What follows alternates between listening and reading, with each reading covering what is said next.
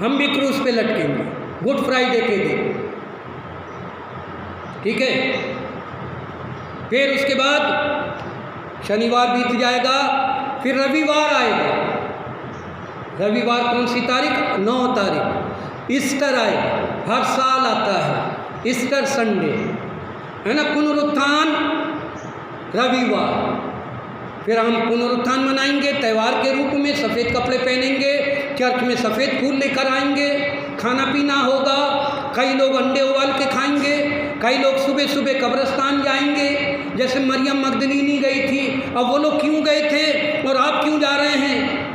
कब्रिस्तानों में जाके आराधनाएं होंगी, बड़े बड़े शहरों में कई लोग रैली निकालेंगे, है ना। पाम संडे के दिन कई कलीसिया के लोग रैली निकालेंगे, जैसे यीशु मसीह यरूशलेम में प्रवेश किया, वो खुद ये यीशु मसीह बन जाएंगे। गधे पे भी तो बैठो, पूरा करो ना, गधे पे बैठो, खजूर की डालियाँ हिलवाओ और कपड़े रोड पर बिछाओ, लोगों के कपड़े उतारो, अपनी चोगे उतार कर रोड पर बिछाओ और उस पर चलो। और यरूशलेम कहाँ है? पूरा करो ना, नाम धराई के लिए क्यों? ये सब कुछ चल रहा है, सालों से चल रहा है, सदियों से चल रहा है, लेकिन इसका क्या फ़ायदा हो रहा है? क्या दिखाना चाहते हैं? क्या इस धार्मिकता से, इन तमाम गतिविधियों से हमारा प्रभु यीशु, हमारा परमेश्वर खुश है? वो क्या चाहता है? उसने क्या कहा सामरी स्त्री से? प्रभु चाहता है, परमेश्वर चाहता है कि वो ऐसे लोगों को, ऐसे भक्तों को ढूंढ रहा है जो आत्मा और सच्चाई से प्रभु की आराधना करें। आमीन। कोई साधन, कोई सुविधा ना हो, लेकिन आत्मा और सच्चाई से। और जो कपटी हैं, उपवास रख रहे हैं कपट में, वो अपना प्रतिफल पा चुके।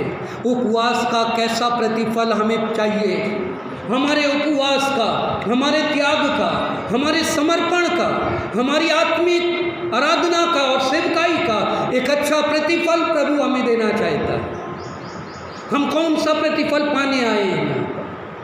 पढ़िए यशाया 58 उसका 6 वचन, वहाँ उपवास के बारे में लिखा है। जल्दी से।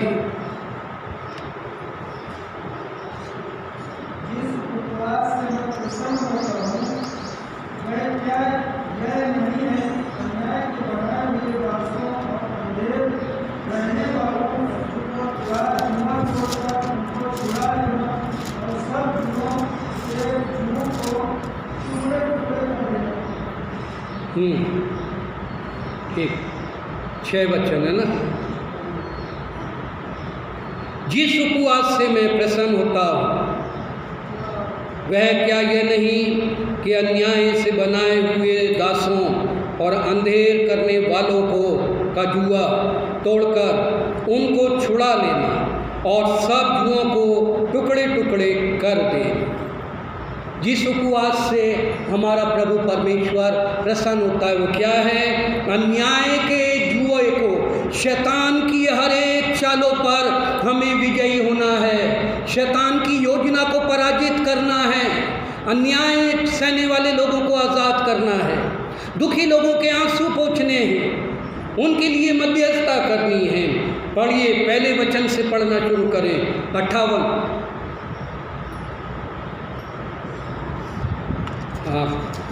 58 यशाया 58 पहला वचन।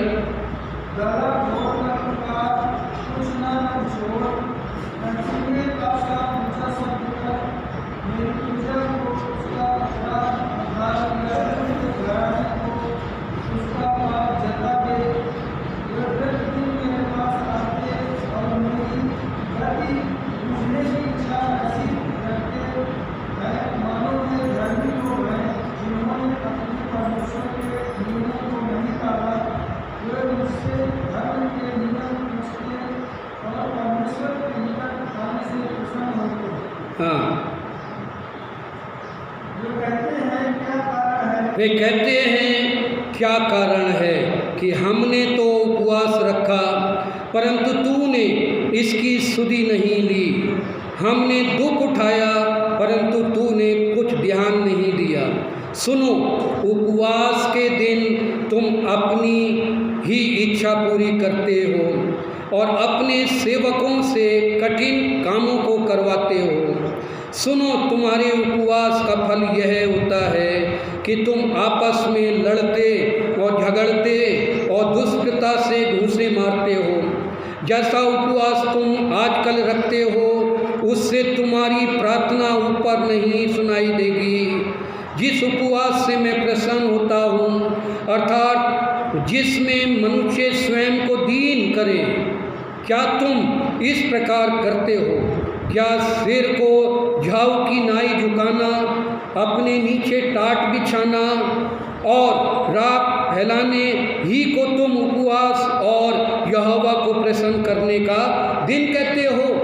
टाट पहनना, अपने को दुखी दिखाना, उदास मुंह बनाना, इसको उपवास कहा जाता है क्या? वहाँ लिखा है कि जिस उपवास से मैं प्रसन्न होता हूँ, वो उपवास कैसा है? वो जिस उपवास से मैं प्रसन्न होता हूँ, अर्थात जिसमें मनुष्य स्वयं को क्या करे? दीन करे। ये सब बोझ से दबे हुए लोगों, ये परिश्रम करने वालों, ये थकित लोगों, मेरे पास आओ, मेरा जुआ अपने ऊपर ले लो, मुझसे सीखो, क्योंकि मैं मन में क्या हूँ? दीन हूँ। दीन बनो, नम्र बनो। मनुष्य नम्र और दीन कब बनता? घमंड। कई लोगों में इतना घमंड है, अपने शरीर का घमंड, अपनी धन दौलत का घमंड, अपने ज्ञान का घमंड, अपने ऐश्वर्य का घमंड, अपने पद, अनूठे पदों का घमंड। कलीसिया में भी, मसीहत में कई लोगों को मैंने देखा घमंड से भरे हुए। घमंड पहला पाप है, और ये पाप लूसीफर ने किया था परमेश्वर के प्रति, और उसका घमंड ठहर नहीं पाया।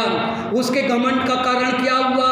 उसे उसके पद से, उसकी महिमा से गिरा दिया गया। आज वो शैतान है, लूसीफर घमंड करता है। अगर प्रभु ने हमें कुछ दिया है, कोई पद दिया है, ज्ञान दिया है, धन दौलत दी, खेती बाड़ी दी, अच्छा घर दिया, अच्छा परिवार दिया, अच्छे बच्चे दिए, अच्छी नौकरी दी, अच्छा ओहदा दिया, अच्छी प्रशंसा दी, संसार में हमें कुछ मान सम्मान दिया, अच्छे तमगे मिल गए, हमें अच्छे सर्टिफिकेट मिल गए, डिग्री मिल गई, बहुत अच्छी बात है ये। लेकिन ये तमाम बातें घमंड की नहीं होनी चाहिए। पौलुस कहता है, अगर मैं घमंड करूं तो मैं अपने बुलाने वाले परमेश्वर पर घमंड करूं। आमीन। जब आदमी के पास कुछ नहीं होता तो बहुत सीधा साधा नम्र दीन और बिल्कुल अपने को खामोश रखता है। जैसे ही उसको कुछ मिलने लगता है तो उसके अंदर का गुरूर, उसका घमंड एकदम बाहर आने लगता है। नबूकदनेस्सर ने यरूशलेम के अपने महल के ऊपर चढ़कर बाबेल को देखा, और बाबेल को देखकर कहने लगा, ये स्वर्ण नगरी हे नबूकदनेस्सर तूने बसाई है। ये हे नबूकदनेस्सर तू कितना महान है, यहोवा से भी बड़ा है, परमेश्वर से भी बड़ा अपने को बताया।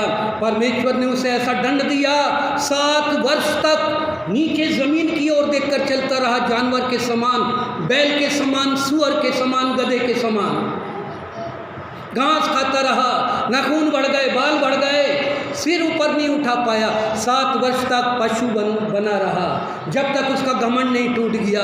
और जब परमेश्वर के लोग कलीसिया में या परमेश्वर के पवित्र लोगों में, चुने हुए लोगों में घमंड प्रवेश करता है, नम्रता दीनता का वो वरदान चला जाता है, हमारे अंदर कठोरता आ जाती है, हमारा हृदय पत्थर का हो जाता है, तब परमेश्वर ताड़ना देता है। परमेश्वर नीचे पटकता है उठाकर, और जब परमेश्वर पटकता है उस समय अगर कोई तौबा करता है, मन फिराता है, अपने को नम्र दीन करता है, परमेश्वर उसे क्षमा करता है और फिर से नया बनाता है। हालेलुया। वचन में लिखा है, मैं जिस उपवास से प्रसन्न होता हूँ वो ये है कि मनुष्य अपने आप को दीन करे, नम्र करे। और नम्र तभी हम अपने आप को कर सकते हैं जब हम त्याग करेंगे, मन फिराएंगे, तौबा करेंगे, परमेश्वर के वचन को हम ग्रहण करेंगे, स्वीकार करेंगे। हालेलुया, बोले हालेलुया। तो आज का विषय था उपवास, है ना। उपवास करें। उपवास करने के लिए मना नहीं कर रहा हूँ, लेकिन उपवास के अर्थ, उपवास के भेद, उपवास के नुकसान और उपवास के लाभ को भी, उसके फ़ायदों को भी समझें, उपवास के महत्व को समझें, उपवास के आत्मिक अर्थ को समझें। आमीन।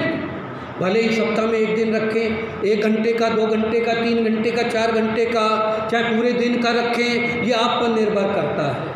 उपवास करके प्रार्थना करें, लेकिन उपवास में पहली बात ये कपटियों के समान ना करें। दूसरी बात, मुंह ना लटकाएं। तीसरी बात, उपवास में आपको अच्छा प्रतिफल मिले। अब उपवास कैसा है वैसा ही प्रतिफल मिलेगा। अगर आप प्रभु से कोई उपवास का प्रतिफल पाना चाहते हैं, प्रतिफल पाने के लिए उपवास रख रहे हैं, प्रार्थना का उत्तर पाने के लिए उपवास रख रहे हैं, तो वो आपके उपवास पर निर्भर होता है। आपका उपवास किस मनसा से, किस आशय से रखा गया है, आपके उपवास का अर्थ और मतलब क्या है, वैसा ही प्रतिफल मिलेगा। दिखावा है तो आप दिखावे में ही रहेंगे, अगर आत्मिक है तो आपकी आत्मिक उन्नति होगी, आत्मिक कार्य प्रकट होंगे, परमेश्वर के वायदे प्रकट होंगे, परमेश्वर आपको छुएगा, चंगाई देगा, छुटकारा देगा और आपके द्वारा लोग आशीष पाएंगे। आमीन। बोलिए हालेलुया। तो उपवास रखना सीखें, उपवास के साथ प्रार्थना करें। मूसा ने उपवास रखा 40 दिन 40 रात, यीशु ने भी रखा। यीशु ने क्यों रखा? यीशु की नकल रखकर आज कलीसिया रख रही है, 30 दिन का रख रही है। पूरे 40 दिन का रखो ना। और फिर अगर यीशु ने रखा और यीशु की नकल करना चाहे तो जाओ सब कुछ छोड़कर बयाबान और जंगल में, और जाकर अगर हिम्मत है तो शैतान लूसीफर का सामना करो। एक क्षण भी अगर ठहर जाए कोई शैतान का सामना करने में, हम इतने आत्मिक, इतने समर्पित हों और संसार और शैतान के सवालों का जवाब दें। जिस प्रकार शैतान ने यीशु से सवाल किया कि पत्थर से कैसे रोटी बन जाए, यीशु ने मुंह तोड़ जवाब दिया, मनुष्य केवल रोटी से नहीं वचन से जीवित रहेगा। हालेलुया। कंगूरे पर चढ़ जाओ और अपने को गिरा दे, स्वर्गदूत बचा लेंगे। परमेश्वर की परीक्षा ना लेना। हालेलुया। फिर ये सब कुछ मेरा है, मुझे दंडवत कर तो ये सारी दुनिया और सारी दौलत मैं तुझे दे दूंगा। यीशु ने कहा, क्या कहा? पहले उसके राज्य धर्म की खोज करो तो तुम्हें सब कुछ मिल जाएगा। हालेलुया। बोलिए हालेलुया। समझ में आता है जो मैं बोलता हूँ? आता है बहन? आता है? कुछ पल्ले पड़ता है? अच्छी बात है, समझ में आना चाहिए। मैं नाराज़ नहीं हूँ, गुस्सा नहीं, लेकिन परमेश्वर ने शायद मुझे इसीलिए नियुक्त किया है, भेजा है कि जो खामियां कलीसिया में देखूं उनके लिए बोलूं। ये भी हिम्मत की बात है, हर किसी के बस की बात नहीं है ना। कई बार क्या होता है, हम संकोच में चुप रहते हैं, अरे नहीं बोलेंगे, बुरा मान जाएंगे, है ना, अच्छा नहीं लगेगा। ठीक है, बुरा मानेंगे, अच्छा नहीं लगेगा थोड़ी देर के लिए, लेकिन परमेश्वर की सच्चाई के लिए बोलना ये अच्छी बात है। हमें ये कोई विद्रोह नहीं है। परमेश्वर की सच्चाई को हम कायम करें और एक ज्योति के समान जलें। हम दीपक हैं, हम नमक हैं इस संसार के। हालेलुया। तो उपवास के महत्व को हमने आज देखा। प्रभु हमें आशीष दे, अनुग्रह करे। आइए हम एक गीत गाएं और प्रभु के सन्मुख हम भेंट चढ़ाएं। कहाँ हैं जॉयस? आज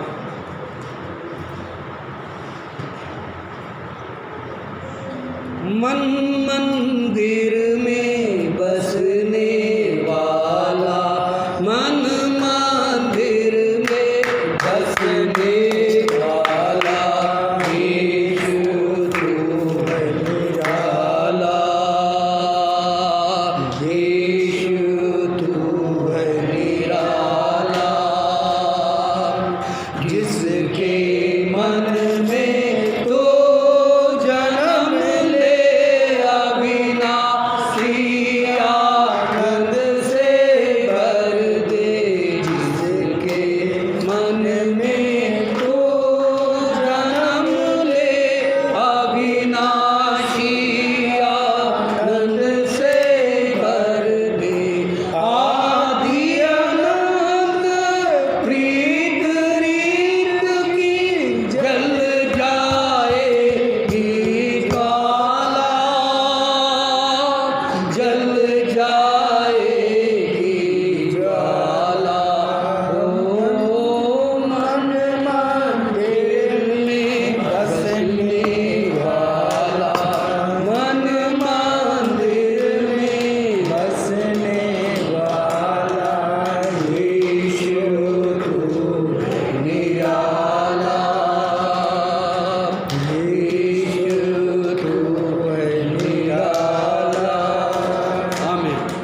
आइए प्रार्थना करें। प्रार्थना करेंगे। और हमारे बीच पास्टर साहब ने अभी फ़ोन किया है, एक प्रार्थना रिक्वेस्ट भेजी है कि उनके लिए प्रार्थना और उनकी पत्नी के लिए प्रार्थना करें। पास्टर जी की हाँ, उनको कोई कारण नहीं बताएं, लेकिन फिर भी फ़ोन ये करके बताएं। प्रार्थना। आइए हम प्रार्थना करें। हम सब अपनी आंखों को बंद करें, बड़े समर्पण के साथ प्रार्थना करें, वचन को स्मरण करें, अपने जीवन को प्रभु की वेदी पे समर्पित करें। हम सब पवित्र लोग हैं, प्रभु के बुलाए हुए हैं, प्रभु ने हमें छुटकारा दिया है। वचन में लिखा है धर्मी जन की प्रार्थना के प्रभाव से बहुत कुछ होगा। प्रभु हम प्रार्थना करते पास्टर के लिए, सिस्टर के लिए, जो भी परिस्थिति है, जो भी बात है, प्रभु आप मनों को जानते हैं, उनकी स्थिति को जानते हैं। आप जो भी उनकी विनती निवेदन है, जो भी आवश्यकता है प्रभु उन्हें पूरा करें। कठिनाई है, कठिनाई को हटाएं, बीमारी दुर्बलता से बचाएं। दोनों बेटों के साथ हो, पास्टर जी को भी अच्छा स्वास्थ्य दें। जॉनसन के लिए धन्यवाद देते हैं, उनके मम्मी पापा भाई बहनों के लिए, रेखा के लिए, कुछ छोटे नवजात शिशु के लिए, जॉयस के लिए धन्यवाद देते, भाई प्रदीप, मीना, दोनों बेटियों के लिए, और राधेश्याम, वंदना, मम्मी पापा भाई बहनों के लिए, रिश्तेदारों के लिए, सबके ऊपर अनुग्रह करे। कलीसिया में आने वाले सभी विश्वासी भाई बहनों के लिए, बहनाचा, पूनम और ये बहन के लिए, उनके बच्चों के लिए, उनके पति के लिए प्रार्थना करते, छुए और चंगाई दे। सारे बंधन, सारी निराशाएं जाती रहे, अंधकार की शक्ति नासरी यीशु के नाम से जाती रहे। निराश करने वाली बातें, दुर्बल करने वाली बातें, विचलित करने वाली बातें यीशु के नाम से चली जाएं। प्रभु इस कैंपस की रक्षा करें, बिल्डिंग की रक्षा करें, चारों लहू का बाड़ा बांधें, स्वर्गदूतों को नियुक्त करें, और आने वाले दिनों में हम आत्मा सच्चाई से आपकी आराधना और सेवा करें, सबकी ज़रूरतों को पूरा करें, हमें फिर मिलने का अनुग्रह दें। हम अपने आत्मा प्राण देह को आपकी वेदी पे समर्पित करते हैं। इस भेंट के लिए धन्यवाद, देने वालों को कई गुना आशीष मांगते यीशु के नाम से, आमीन। आइए अब प्रभु की प्रार्थना करें, अपने स्थानों पर खड़े हो जाएं। है हमारे बाप तू जो आसमान पर है, तेरा नाम पाक माना जाए, तेरी बादशाहत आए, जैसे तेरी मर्जी आसमान में पूरी होती है इस ज़मीन पर भी। हमारे रोज़ की रोटी आज हमें बख्श दे, जैसे हम अपने अपराधियों को क्षमा कर, हमारे अपराधों को क्षमा कर, बुराई परीक्षा में न डालें और बुराई से बचाएं, क्योंकि राज और महिमा सदा तेरा। आमीन। और अब हमारे खुदावंद यीशु मसीह का फजल, खुदा बाप की मोहब्बत, पाकरू की शराकत आप सबके साथ, सारे धर्मियों के साथ, संसार के सारे धर्मियों के साथ, हमारे प्रभु यीशु मसीह के द्वितीय आगमन तक होती रहे। सब कहें आमीन, आमीन, आमीन, आमीन, आमीन। God bless you. सबको जय मसीह की। लगातार एक दूसरे के लिए प्रार्थना करें, एक दूसरे की सुधि रखें, और आने वाले रविवार को आएँ, पाम संडे है, सबको प्रभु आशीष दे। आमीन।